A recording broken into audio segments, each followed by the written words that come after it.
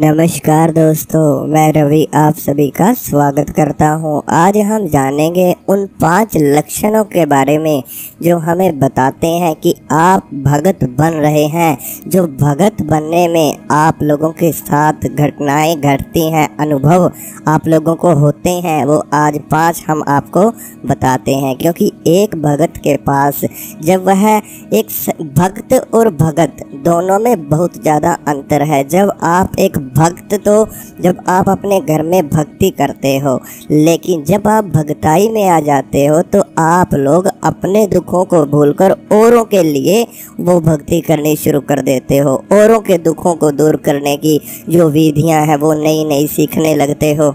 तब आप लोगों का उन शक्तियों के साथ मेल हो जाता है। भगत कब बनोगे? जब आपके पास उन देवी देवताओं की सिद्धियां आने लग जाती हैं, शक्तियां आपके पास आने लग जाती हैं। जिस स्थान पर आप पूजा पाठ करते हो, जब वो स्थान जागृत होना शुरू हो जाता है, वहां पर पॉजिटिव और नेगेटिव दोनों प्रकार की शक्तियां एक भगत के पास आनी शुरू हो जाती हैं। दोनों शक्तियों के अनुभव उसके साथ होने शुरू हो जाते हैं। कई बार हमें पता नहीं होता कि हमारे साथ हो क्या रहा है। कि एक नॉर्मल इंसान के पास जब शक्तियां आना शुरू होती हैं तो वह भुखला जाता है। उसे पता नहीं होता कि उसके साथ हो क्या रहा है। वह घबरा जाता है, वह डर जाता है कि शायद उसके साथ कोई देवी देवता या फिर कोई भूत प्रेत तो नहीं लग गया। ताकि क्योंकि आपके जो अनुभव होते हैं वो डरावने भी हो सकते हैं। आप लोगों के साथ जब शक्तियां चलेंगी, अच्छी शक्ति का अनुभव भी होगा, बुरी का भी होगा। के विचार बदल जाते हैं। तो ऐसे में कुछ गलतियां हो जाती हैं कि हम लोग सोच लेते हैं कि शायद हमारे साथ कोई भूत प्रेत तो नहीं है, शायद मेरे साथ मेरे जीवन में इतने दुख आने क्यों शुरू हो गए। तो ये कारण है, ठीक है, कि कहीं आप देखो कि कहीं आप एक भगत तो नहीं बन रहे हो, कहीं आपके पास शक्तियां तो नहीं आ रही हैं। तो अगर आपके साथ ऐसा होता है तो आप इन 5 लक्षणों को अपने अंदर जरूर जांचना। सबसे पहला लक्षण, आपके जीवन में अचानक ही जब भगत बन जाते हो तो एक दुखों की घड़ी होती है जो वो आनी शुरू होती है शुरुआत में। क्योंकि आप लोग किसी के दुखों को जब दूर करते हो तो उनके जो भार होते हैं शक्तियों के, कुछ परसेंट आपके शरीर पर उन शक्तियों का भार आता है। जैसे किसी के ऊपर कोई नेगेटिव शक्ति है और वह व्यक्ति आपके पास आया और आप उसे ठीक करना चाहते हो, उसकी परेशानियों को दूर करना चाहते हो। आप उसकी परेशानी को अपनी शक्ति के, अपनी मंत्र ऊर्जा के, अपने देवता से उसको तो ठीक कर लोगे, लेकिन आपके ऊपर उस शक्ति का भार आएगा जो आपके जीवन में थोड़ा कष्ट लेकर आती है। तो इस प्रकार से होने लग जाता है कि आप लोग देखोगे कि औरों के काम बनते चले जा रहे हैं, लेकिन खुद के अगर बिगड़ रहे हैं तो ऐसे में आपको जल्द से जल्द कोई गुरु बनाने की आवश्यकता है। क्योंकि आपके पास शक्ति आ चुकी है। इसीलिए जब भी आप किसी बीमार व्यक्ति के पास जाते हो, उसकी बीमारी ठीक हो जाएगी और आपको ऐसा लगेगा कि वो बीमारी आपके शरीर पर आकर बैठ गई हो। ऐसे में आपको जल्द से जल्द किसी साधक की या फिर किसी को गुरु जरूर बनाना चाहिए। बात आती है दूसरे लक्षण की। दूसरे लक्षण में बताया गया है कि जो दूसरा लक्षण आपके विचारों का होगा, आपके मन का होगा, वह आपको पूजा के समय भी दिखाई दे सकता है। जब आप पूजा करोगे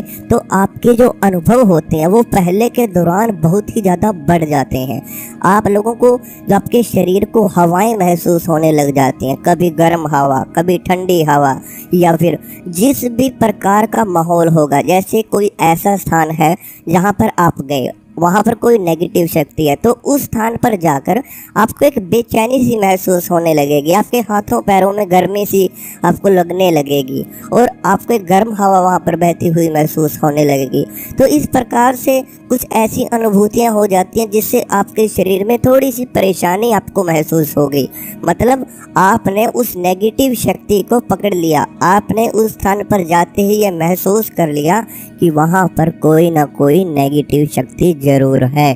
और ऐसे ही आप लोग जब किसी अच्छे स्थान पर जाओगे, जैसे मंदिर में जाओगे या फिर जहाँ पर पॉजिटिव शक्ति का वास है, ऐसे स्थान पर जब आप जाओगे तो आपको एक आनंद आएगा, एक अपनेपन का आपको एहसास होगा, एक खुशबू आएगी, आपके शरीर को एक ठंडक वहाँ पर महसूस होती रहेगी। मतलब आपने पॉजिटिव शक्ति को भी महसूस किया। मतलब जब आपका शरीर होने वाली जो ऊर्जाएं हैं उनको महसूस करने लगे, पॉजिटिव ऊर्जा और नेगेटिव ऊर्जा, ब्रह्मांड में दो ही प्रकार की ऊर्जाएं हैं। जब आपका शरीर इन ऊर्जाओं को महसूस करने लगे, अपने आप ही पकड़ने लगे, तो ऐसे में आप लोग जान सकते हो कि आप एक भक्त बन रहे हो और आप इन ऊर्जाओं से, इन शक्तियों से बातें करने लग चुके हो, जैसे महसूस करने लग चुके हो। तो बात आती है तीसरे लक्षण की। तीसरे लक्षण में बताया गया है कि जब आप एक भगत बन रहे होते हैं तो आपको आपका जो मन है वो देवी देवता की ओर बहुत ही ज़्यादा खींचने लगता है, उनको जानने में खींचने लगता है, उनको बुलाने में कि जल्द से जल्द देवता आ जाएं। आप अनेक प्रकार के आपके मन में विचार आने शुरू हो जाते हैं कि मैं इनके नाम से ये मंत्र जाप करूं, मैं भोग दूं, और आप अग्नि पर भोग देते हुए आपको स्वप्न भी आ सकते हैं कि जैसे अग्नि में आप भोग दे रहे हैं। ठीक है, अग्नि बार बार आपको नज़र आने शुरू हो जाती है और आप अग्नि में ही खुद भोग देना पसंद करोगे। पहले तो आप ऐसे ही रख देते थे देवता के सामने, लेकिन जब आप एक भगत लाइन में चले जाते हो तो आप अग्नि पर भोग देना शुरू कर देते हो। तो आपको एक इच्छा आपके मन में जाग जाती है जो कि अपने देवता के बारे में होती है, उनकी जानकारी के बारे में आपको इच्छा जो होती है आपकी वो जागनी शुरू हो जाती है। आप ज़्यादा से ज़्यादा जानकारी उस देवता के बारे में इकट्ठी करना पसंद करते हो, जहाँ से भी मिलेगी वहीं से जानकारी आप सुनने लग जाते हो, उन्हीं की बातें आपके मन में ज़्यादा आएंगी। ठीक है, और एक बात और, आप लोगों के घर में पूजा पाठ का जो महत्व होता है वो बहुत ही ज़्यादा बढ़ जाता है। जब भी कोई शुभ कार्य करोगे आप अपने देवता का नाम पहले लोगे।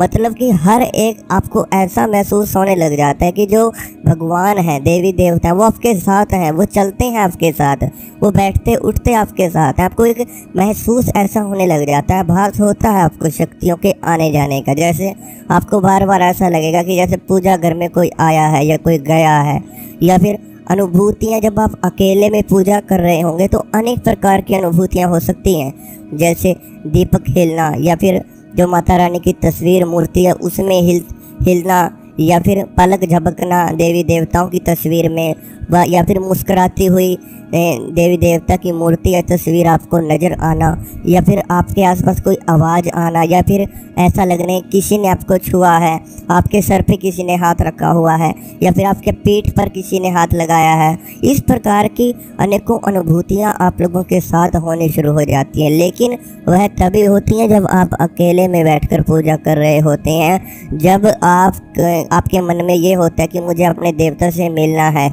लेकिन ये तभी ज़्यादा होते हैं जब आप अपने अनुभव किसी के साथ शेयर ना करें, क्योंकि अगर आप अपने अनुभवों को शेयर करेंगे तो वो अनुभव नहीं होंगे, वो बंद हो जाएंगे अगर होते भी हैं। तो ऐसे में अनुभव आप लोगों को शेयर नहीं करने हैं। जो भी होता है अपने ईश्वर की भक्ति में समर्पण कर दीजिए और आप खुद समझ जाएं कि ये देवता ने किया है, ना कि किसी और ने। ठीक है, तो इस प्रकार का अनुभव भी आप लोगों को हो सकता है कि जैसे कोई आसपास है, किसी ने आपको छुआ है, या फिर कोई आपके पास खड़ा है, कोई आया है या कोई गया है। तो इस प्रकार के अनुभव आपको होने जब लग जाएं तो आप लोग समझ जाएं कि आप एक भगत बन रहे हैं। शक्तियों का ओरा आपके आसपास मजबूत हो चुका है, वो आपके आसपास आने लग चुकी हैं। आती है चौथे लक्षण की। चौथे लक्षण में बताया गया है जब आप एक भक्त से भगत बन जाते हो तो आप लोगों के जो स्वप्न होते हैं वो आपको ज़्यादातर उन देवी देवताओं के ही आएंगे जिनकी आप पूजा करते हो, या फिर जो आपके घर के में देवी देवता की जिनकी पूजा होती हो, जैसे आपके इष्ट देव, आपकी कुल देवी, आपके कुल देवता, या फिर जो भी आपके घर के देवता हैं उन्हीं देवताओं के आपको ज़्यादातर स्वप्न आएंगे और बार बार वो सपने आने शुरू हो जाते हैं। और वह देवी देवता के कभी मंदिर दिखाई देते हैं, कभी अखाड़े दिखाई देते हैं, कभी चौकी दिखाई देती है, और इसी प्रकार से उन देवी देवताओं के मंदिर तस्वीर दिखाई देती है, या फिर वह देवता जैसे आपको स्वप्न में बुलाते हों कि आप मंदिर में आओ, आमंत्रण आपको देते हो स्वप्न में आकर बार बार, और आपका भी मन करता हो मैं अपने देवी देवताओं के मंदिर जाऊं, मैं उनके दर्शन करने जाऊं, जैसे वो स्वप्न में आपको बुलाते हो, या फिर कोई ऐसा जो आपका मित्र हो, कोई बहुत ही प्रिय हो आपका,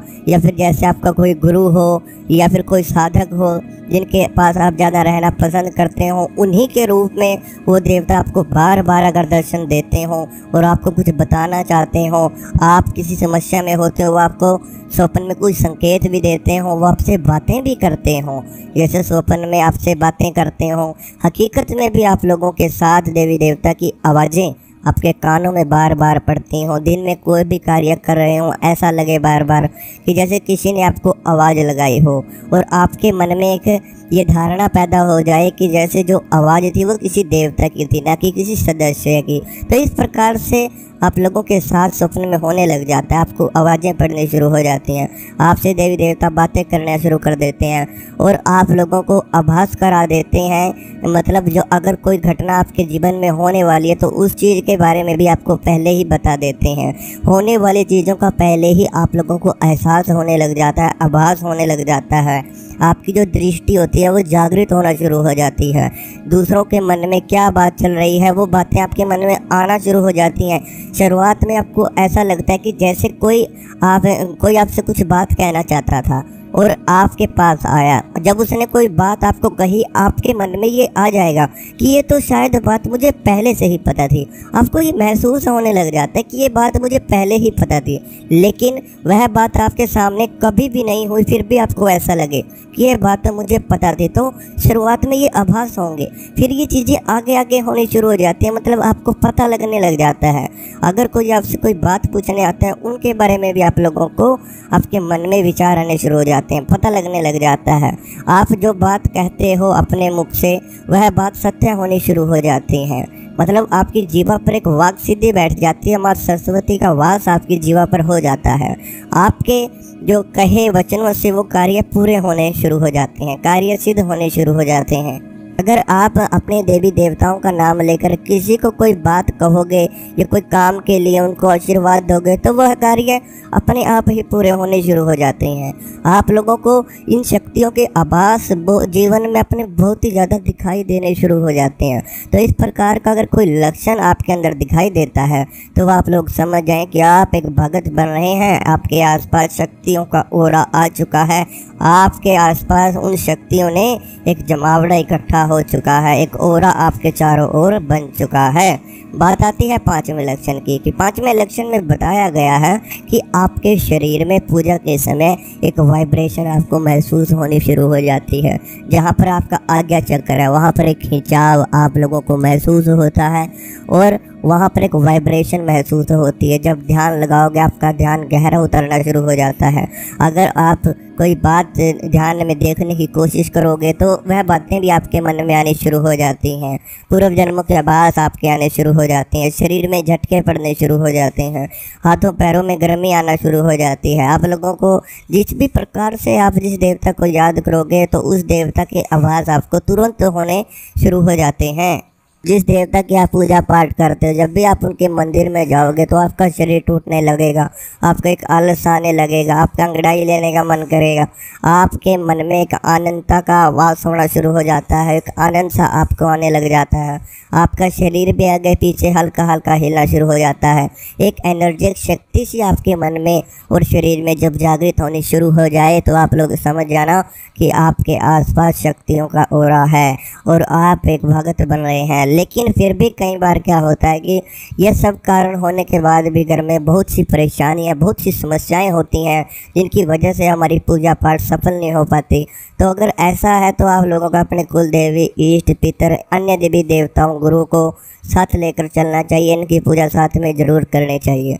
और अगर फिर भी कोई मुझसे बात करना चाहता है, अपनी समस्या बताना चाहता है, तो व्हाट्सएप नंबर हमने स्क्रीन पर दिया गया है, वह अपनी चर्चा हमसे कर सकता है। तो मिलते हैं कल एक नई वीडियो के साथ।